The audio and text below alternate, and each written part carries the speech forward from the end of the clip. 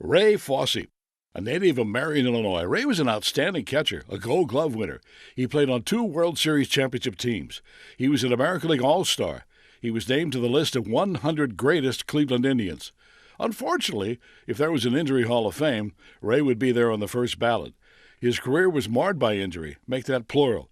Injuries caused by several home plate collisions, breaking up a clubhouse fight, getting hit by a Denny McLain fastball, and tripping in a hole running down the first baseline in spring training.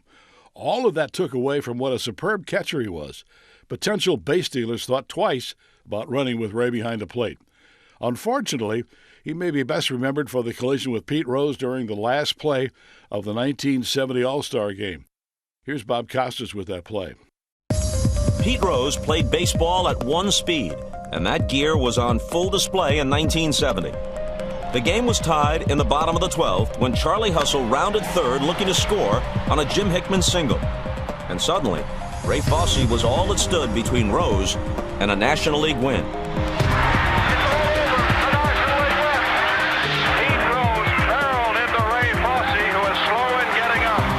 The collision left Fosse with a separated shoulder, and Rose unapologetic about his effort to win. Rose was widely criticized for being overly aggressive in an exhibition game. Rose said he was just trying to win the game. Turns out, Ray suffered a fractured and separated shoulder in the collision. The injury never healed correctly, causing chronic pain. In his 12-year Major League career, Ray played for Cleveland, Oakland, Seattle, and Milwaukee. When Gaylord Perry won the American League Cy Young Award, he said he would have to split it and give half of it to his catcher, Ray Fosse. He caught 2 no-hitters, including one by Dennis Eckersley, who gave credit to Ray for calling a great game. After putting away the shin guards and mask, Ray's knowledge of the game has led to an outstanding career since 1986 as a color commentator for the Oakland A's broadcast on NBC Sports California. We're honored to induct Ray Fosse, a Southern Illinois sports legend, into the St. Louis Sports Hall of Fame. Thank you.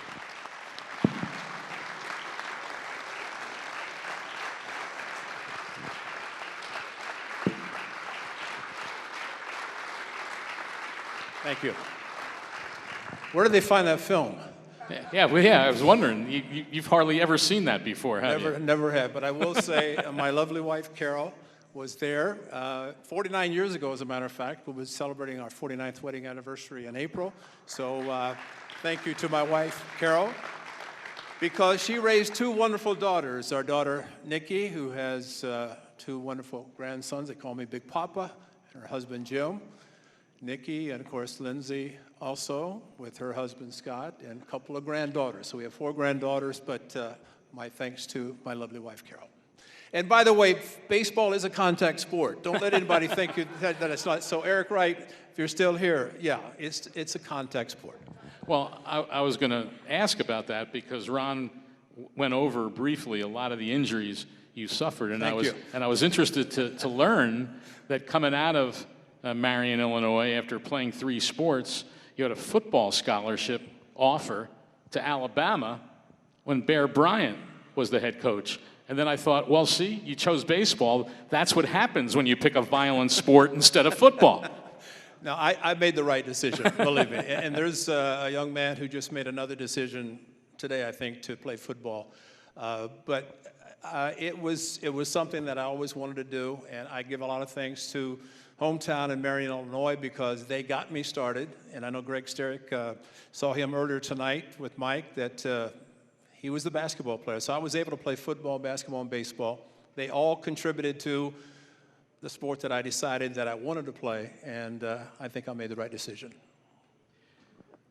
You mentioned your wife, Carol, and April 4th is a unique day in your life.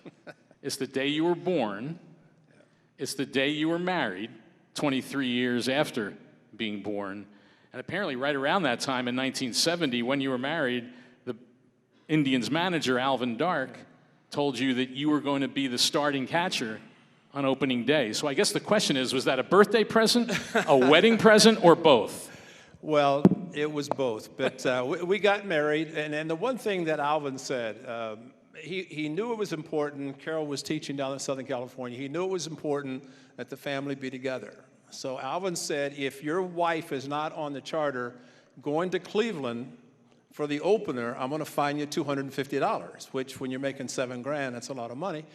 And as it turned out, she was on the flight. He took $250 out of my paycheck.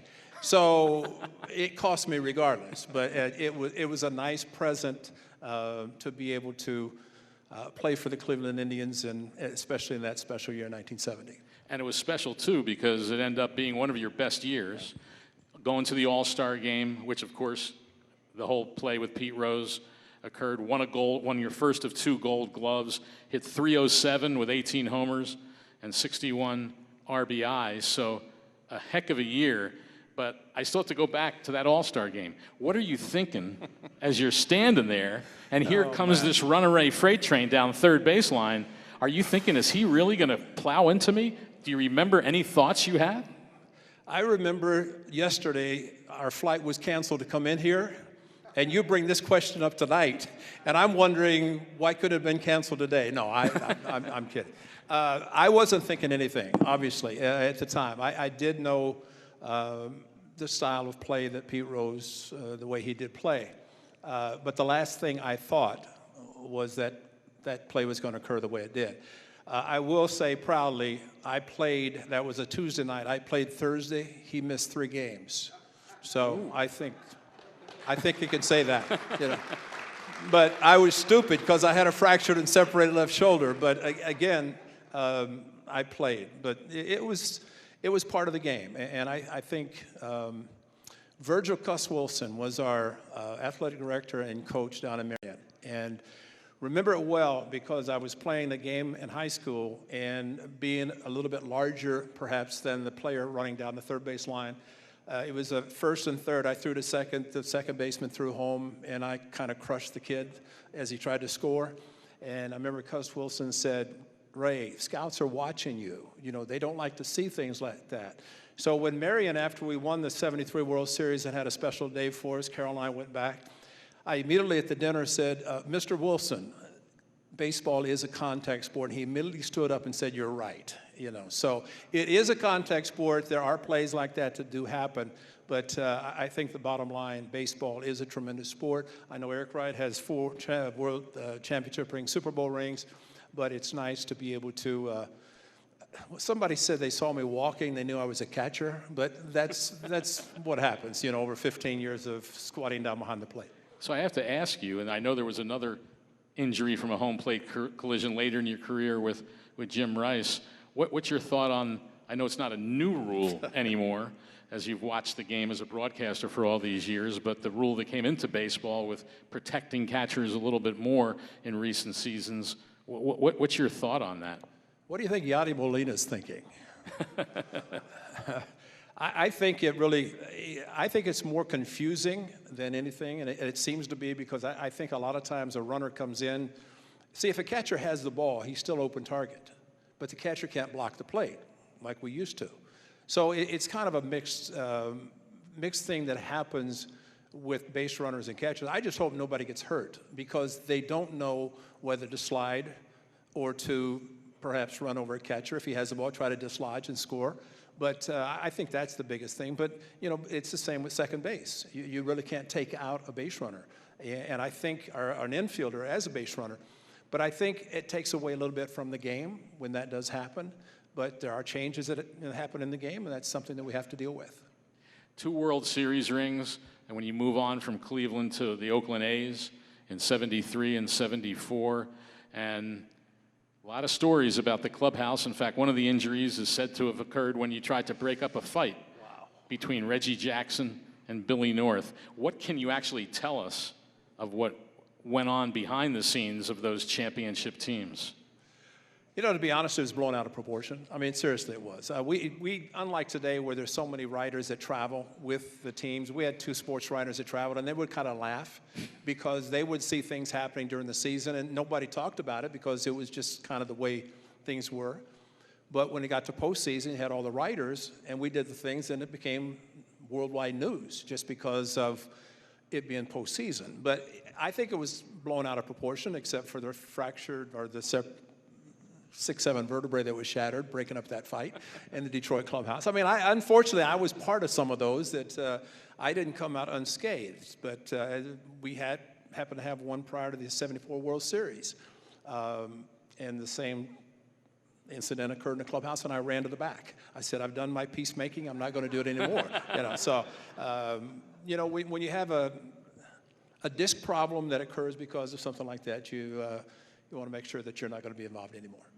But I guess the great thing, one of the great things that comes out of those World Series rings is Marion, Illinois throws a parade for you. Marion is Proud Day, and they named the baseball park where you used to play Ray Fosse Park. I assume is it still named Ray Fosse Park? It was the best thing for my late mother because every day she'd pick up the newspaper and somebody was playing baseball at Ray Fosse Park. So it worked well for her. But it was special, and I remember a lot of the players, as I returned and they knew about this, not a lot of social media at the time, but they did realize what Marion had done for me, and they said, enjoy it because not every place will do that. And so it was very special that I flew back, Carol and I flew back, and it was just a special time. The parade, renamed the park, dinners, speaking to the schools, the kids. It was a special time. And after your time with the A's, you end up going back to Cleveland. And as we mentioned with Eric, in the last year we've lost Dwight Clark. In the last week, baseball's lost Frank Robinson, who was in his first job as a manager, ended up getting fired from that one, coached after that, then came back to be more successful as a manager. What was your feeling then, being in Cleveland with Frank as a first-time manager, and didn't work out so well for him then, but what were your thoughts on him then? Could you have ever imagined how good he would end up being as a manager? I was fortunate to be behind the plate when he hit because I was with Cleveland at the time when he was with the Orioles. A very difficult hitter to call a game because he stood right on top of the plate. And if you pitched him inside, he hit home runs. If you pitched him outside, like a foot off the plate, he could still handle it. And then he was a member of the All-Star team in 1970, and then was traded back to Cleveland and his second year managing. The one thing about Frank, and you see a lot of it today where fraternization, you see players talking to each other. Frank Robinson never allowed that. He said, how can you be friends with somebody and then go into second base and take him out if he's your friend? And at that time, umpires would actually sit in the stands with a piece of paper, and if you walked out and were talking to a teammate or a player from the other team, you get fined. That's the way it was. But I think Frank was a very good manager, and I've said it before that a lot of times good players, great players, don't make good managers. He did. He was a very good manager, and I think Cleveland given him the opportunity, and he went on to manage other ball clubs. And it's too bad that, you don't like to look at 82, 83 as being old, especially when you start getting up in age yourself. But it was sad to see him leave us, but a great player, great Hall of Famer, but a very good manager as well.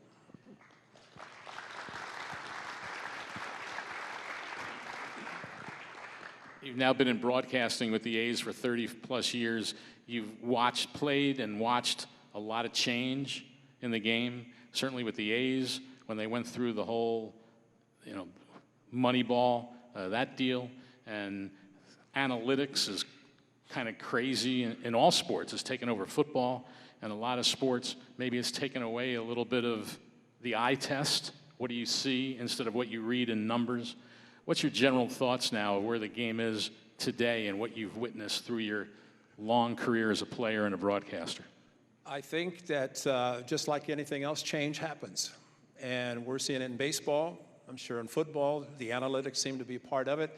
And it's kind of encouraging to hear former players say, it would have been nice to know. I remember Hawk Harrelson. Carol and I was reading a baseball magazine about Hawk Harrelson today.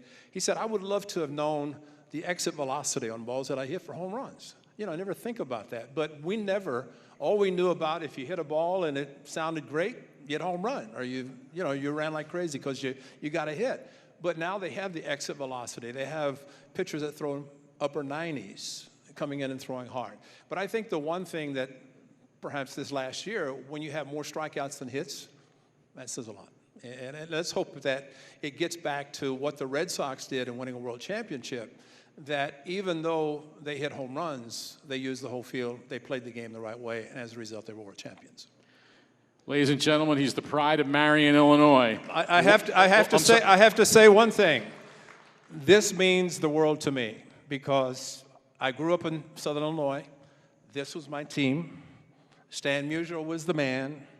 And every chance, I mean, everybody's here talking about East St. Louis. I used to ride and drive through East St. Louis to get to Sportsman's Park, which I guess now is Busch 1, Busch 2, Busch 3. The A's will be coming back this summer to play the Cardinals, and fortunately be coming back for that. But this is very special for me, for my family, and our daughter, oldest daughter, her family were going to come back, and unfortunately the flights were canceled yesterday. But this is a very, very special night for my wife Carol and me to be honored in this Hall of Fame. Thank you very much. Appreciate it.